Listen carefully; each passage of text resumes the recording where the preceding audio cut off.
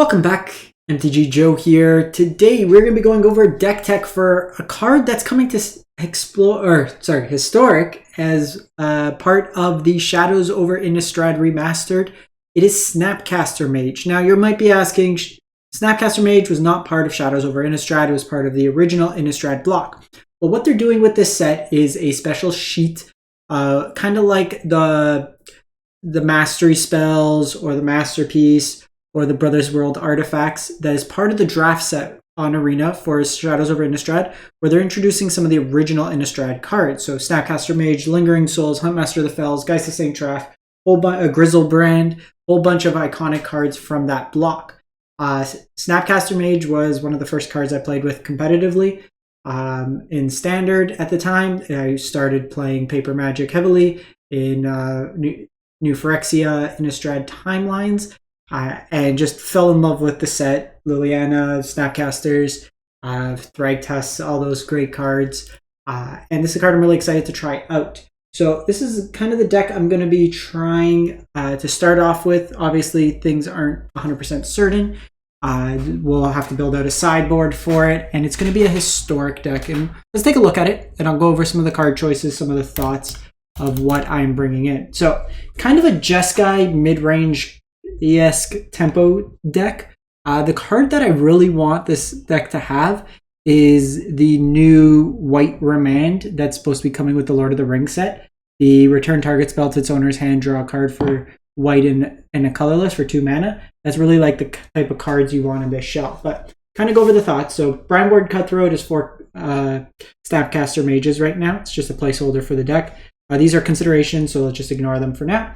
And a couple of interactions I was interested with. So Snapcaster Mage, we have Archmage Charm, just a really flexible counterspell, draw, or gain control. It could be flashback with the Snapcaster Mage. Another interaction that seemed pretty cool was Divine Purge. You exile the stuff, you can Snapcaster back the Divine Purge, and then cast the Divine Purge, exile the Snapcaster Mage. While it does get taxed for 2 more mana, generally that's later in the game, you have more mana available, so then you can rebuy your Snapcaster Mage and then get to get another kind of activation of it. So you get to reuse your Snapcaster Mage in that regard.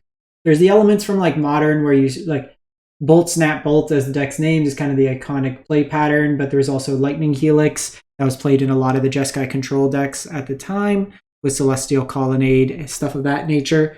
And then what I'm just kind of we'll go through each card. Fragment Reality is our Path to Exile style effect. It's a little bit more flexible.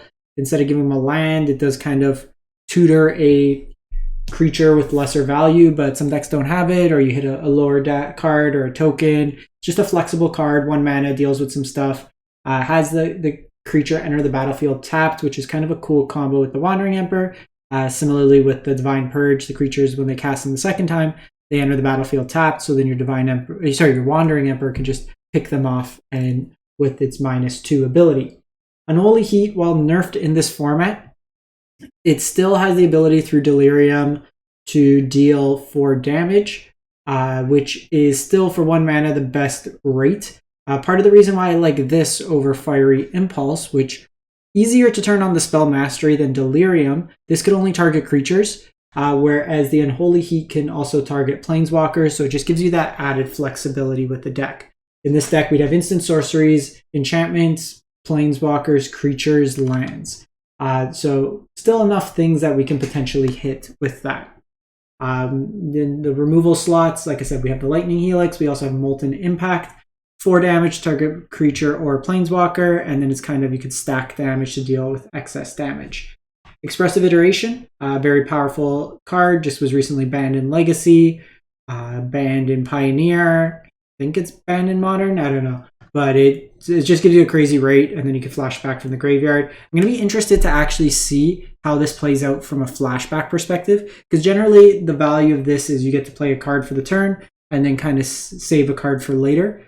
If it's better off, because this is sorcery speed, so you have to play your card out proactively. I want to see how that plays out. So the consideration of things that I might play instead once we play some games with it is either Seek New Knowledge. So doesn't give you the 2 cards, but lets you play at instant speed with both Snapcaster and the spell. always lets you seek 2 non-lands, so it kind of gives you gas. So it's kind of the thing, like, you won't be able to hit land drops with this. You're always going to hit kind of more spells, but sometimes you want to hit the land drop, so how that kind of plays out. That or See the Truth. The first mode is not really that great when you cast it from your hand. You just get to basically anticipate, but if you cast it from your graveyard, you get to basically draw the 3 cards. So kind of an interaction there. That is sorcery speed though.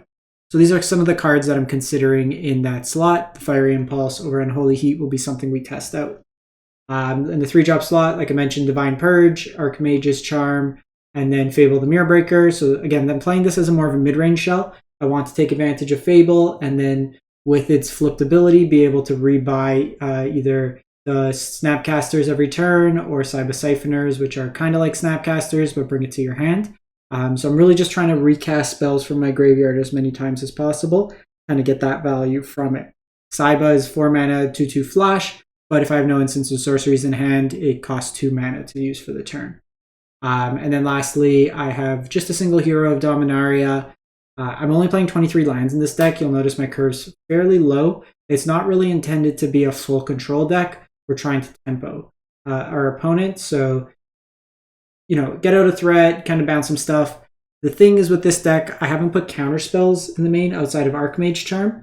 It might be beneficial if we then maybe move off some of the removal spells, some of the top end. Maybe the Fable the Mirror Breakers don't work out.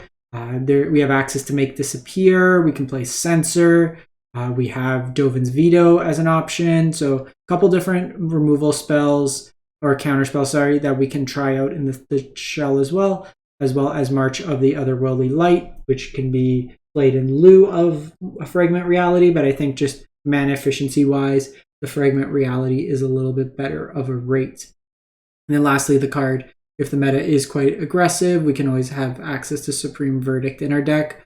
We can also have access to Farewell. However, given that we are 23 lands and there's still composition of the lands, I built the deck with being a lower land count deck. So you'll notice that I have more copies of the fast lands in.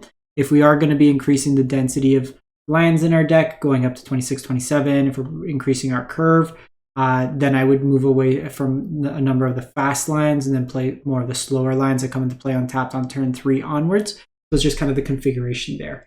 We're generally not doing too much on one, so we can usually forego to have a Triome. This also helps us being able to cast the Archmage Charm, given that we need access to all the color, like blue pretty much in all our lands. Only 3 of our lands do not produce blue. The 1 Den and the 2 Inspiring Vantage. So it's kind of the idea of the deck. Like I said, there's a lot of different ways you can build this. You can probably go straight red, blue if you want. You can obviously do blue, white.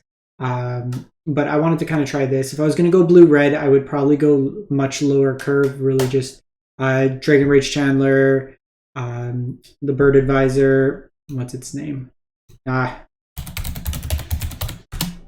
Ledger Shredder. And then just kind of play really kind of like a Phoenix style shell.